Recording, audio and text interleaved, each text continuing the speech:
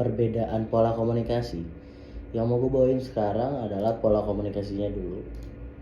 Jadi, bayangkan di sebuah perusahaan besar di bidang customer goods, setiap hari di dalamnya ada orang-orang dari berbagai usia, latar belakang, dan pengalaman kerja. Ada karyawan yang sudah bekerja sejak era fax masih dipakai, dan juga karyawan yang sejak awal karirnya sudah terbiasa dengan WhatsApp, email, dan meeting online. Sekilas mereka bekerja di tempat yang sama, tapi sebenarnya mereka datang dari dunia yang berbeda. Perbedaan inilah yang menjadi fokus utama dalam jurnal berjudul Generation Gap, Analisa Pengaruh Perbedaan Generasi Terhadap Pola Komunikasi Organisasi. Di perusahaan customer goods di kota Surabaya yang ditulis oleh Gabriel Sagita Putri, Bobby Hartanto, dan Nisrin Husna, serta dipublikasikan pada tahun 2019 di Jurnal Sosial Universitas Merdeka Madiun. Dalam kehidupan organisasi modern, perbedaan generasi bukan lagi hal yang bisa dihindari. Justru perbedaan ini menjadi sesuatu yang pasti ada. Penelitian ini berangkat dari sebuah pertanyaan sederhana tetapi sangat relevan. Apakah perbedaan generasi benar-benar mempengaruhi cara berkomunikasi di dalam organisasi? Khususnya penelitian ini membandingkan generasi X yang dikenal lebih formal, loyal, dan menghargai struktur dengan fleksibel, terbuka, dan akrab dengan teknologi. Para peneliti memilih perusahaan customer goods di kota Surabaya sebagai objek penelitian. Alasannya cukup make sense karena industri ini umumnya memiliki karyawan lintas generasi dalam jumlah besar, dari level staff hingga manajerial. Metode yang digunakan adalah pendekatan kuantitatif. Data dikumpulkan melalui kuesioner yang disebarkan kepada karyawan, lalu dianalisis menggunakan teknik statistik person, product, moment untuk melihat hubungan antara perbedaan generasi dari pola komunikasinya. Dengan kata lain, penelitian ini tidak hanya berdasarkan asumsi tetapi menggunakan data perhitungan statistik. Hasilnya cukup menarik. Mari kita bahas hasilnya. Penelitian ini menemukan bahwa perbedaan generasi memang memiliki pengaruh yang signifikan terhadap pola komunikasi organisasi. Artinya, secara statistik, perbedaan usia dan generasi benar-benar berhubungan cara seseorang berkomunikasi di tempat kerja. Namun, pengaruh tersebut tergolong rendah. Ini berarti apa? Artinya meskipun perbedaan generasi mempengaruhi komunikasi, faktor tersebut bukan satu-satunya penentu. Masih ada faktor lain seperti budaya organisasi, kepemimpinan, sistem kerja, dan lingkungan perusahaan yang juga berperan besar. Namun jangan salah paham, pengaruh yang rendah bukan berarti tidak penting. Justru temuan ini menunjukkan bahwa potensi konflik komunikasi antar generasi itu nyata, meskipun seringkali tidak disadari. Misalnya generasi X mungkin merasa generasi Y terlalu santai atau kurang formal. Sementara generasi Y biasanya bisa merasa generasi X terlalu kaku dan sulit beradaptasi. Jika perbedaan ini tidak dikelola dengan baik, maka komunikasi yang seharusnya mendukung kinerja justru bisa menjadi penghambat kerja tim. Melalui penelitian ini, penulis ingin menegaskan bahwa generation gap bukan hanya soal umur, tetapi soal cara berpikir, cara menyampaikan pesan, dan cara menafsirkan komunikasi. Perusahaan yang tidak peka terhadap perbedaan ini beresiko mengalami miskomunikasi, penurunan efektivitas kerja, bahkan konflik internal yang sebenarnya bisa dihindari. Sebaliknya, perusahaan yang mampu memahami karakteristik tiap generasi justru dapat memanfaatkan perbedaan tersebut melalui kekuatan organisasi. Pada akhirnya, jurnal ini menyimpulkan bahwa organisasi perlu memiliki strategi komunikasi yang inklusif, yang mampu menjembatani perbedaan generasi, bukan hanya memaksa satu generasi menyesuaikan diri sepenuhnya.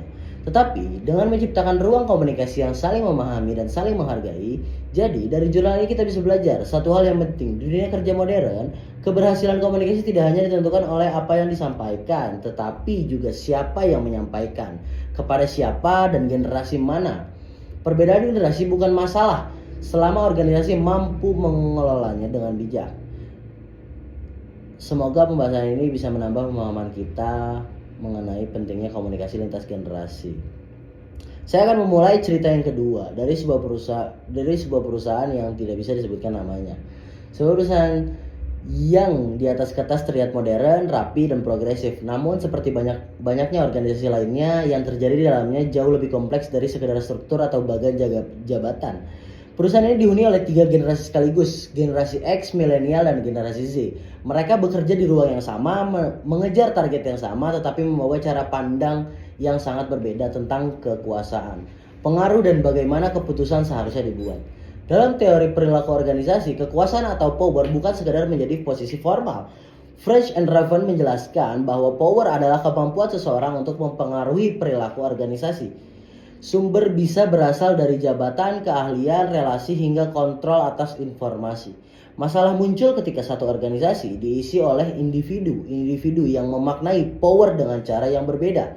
Nah, inilah yang terjadi di perusahaan tersebut. Perusahaan ini, posisi manajerial senior sebagian besar diisi oleh generasi X. Mereka telah bekerja lebih dari 2 dekade. Mereka membangun ini dari proses panjang penuh ketidakpastian dan tekanan. Bagi generasi X, kekuasaan adalah sesuatu yang melekat pada struktur. Jabatan adalah simbol tanggung jawab sekaligus legitimasi untuk mengambil keputusan.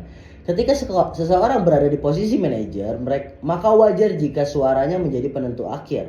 Dalam praktik politik organisasi, generasi X sangat memahami jalur formal. Mereka terbiasa bernegosiasi di ruang-ruang rapat tertutup, membangun aliansi strategis, dan menjaga relasi dengan manajemen puncak. Bagi mereka, politik organisasi bukan sesuatu yang negatif, melainkan bagian tak terpisahkan dari realitas kerja. Di lapisan tengah organisasi terdapat generasi milenial. Mereka menjabat sebagai supervisor dan tim leader. Posisi mereka unik, menjadi penerjemah antara otoritas struktural generasi X dengan idealisme generasi Z. Milenial memandang kekuasaan secara lebih horizontal. Mereka menghargai jabatan tetapi juga menuntut partisipasi. Bagi mereka, keputusan yang baik adalah keputusan yang melalui proses diskusi, transparansi, dan pertukaran ide. Masalah muncul ketika mereka menyaksikan keputusan-keputusan penting diambil secara sepihak, tanpa diskusi, tanpa penjelasan yang memadai. Di titik ini, milenial mulai mempertanyakan apakah kekuasaan digunakan untuk efektivitas organisasi atau sekedar mempertahankan kontrol. Dan politik organisasi milenial masih bersedia terlibat, namun mereka menginginkan politik yang etis bukan manipulatif.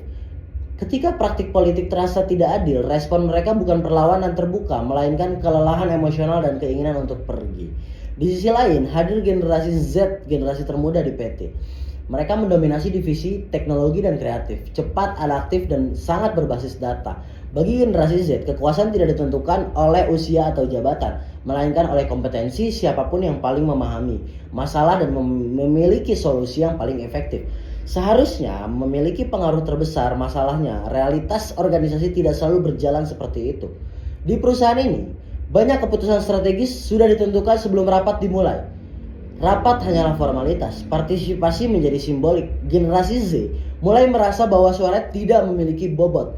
Ide mereka digunakan tetapi tidak diakui, kontribusi mereka dimanfaatkan tetapi tidak memberi pengaruh nyata. Dalam literatur perilaku organisasi, kondisi ini dikenal sebagai persepsi politik organisasi yang tinggi, yang terbukti meningkatkan stres kerja dan niat keluar dari organisasi, terutama pada generasi muda.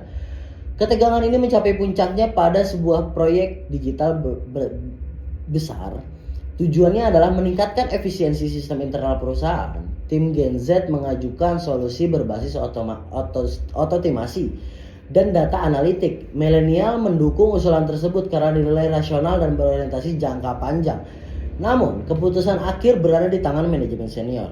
Pendekatan lama dipilih karena dianggap aman dan sudah terbukti di masa lalu. Tidak ada diskusi lanjutan, tidak ada evaluasi alternatif. Hasilnya, proyek mengalami keterlambatan, biaya meningkat, target tidak tercapai.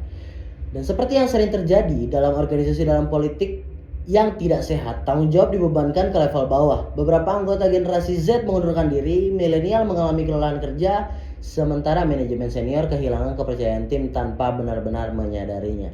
Cerita ini menunjukkan bahwa konflik antar generasi bukanlah konflik personal. Ini adalah konflik persepsi tentang kekuasaan dan bagaimana kekuasaan seharusnya digunakan.